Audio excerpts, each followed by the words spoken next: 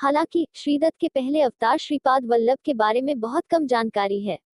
भगवान दत्तात्रेय जगदोधरा आदि के लिए एस 1320 में आंध्र प्रदेश के पूर्वी गोदावरी जिले के पीठापुर नामक गांव में अपस्तंभ शाखा का एक ब्राह्मण था जिसका नाम अपलराज था। इनकी पत्नी का नाम सुमति है। वह बहुत ही गुणी और गुणी थी।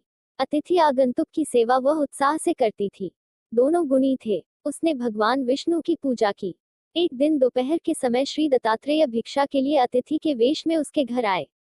उस दिन अमावस्या थी। उस दिन उनके घर पर श्राद्ध का आयोजन किया गया था।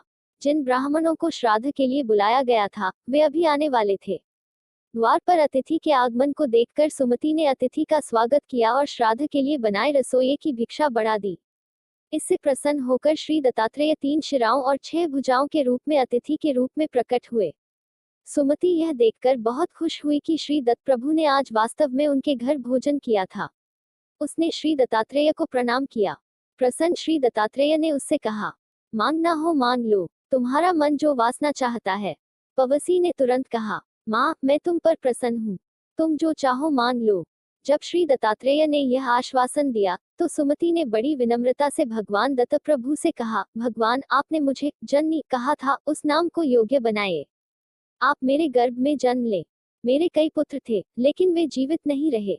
2 बेटे बच गए लेकिन उनमें से एक अंधा है और दूसरा अपंग है। वे गैर अस्तित्व के समान हैं, इसलिए मुझे एक ऐसा बेटा दे जो भगवान की अल प्रसन्न हुई। अपल राजा किसी काम से बाहर गया हुआ था और घर लौट आया। सुमति ने उसे सब सच सच बता दिया।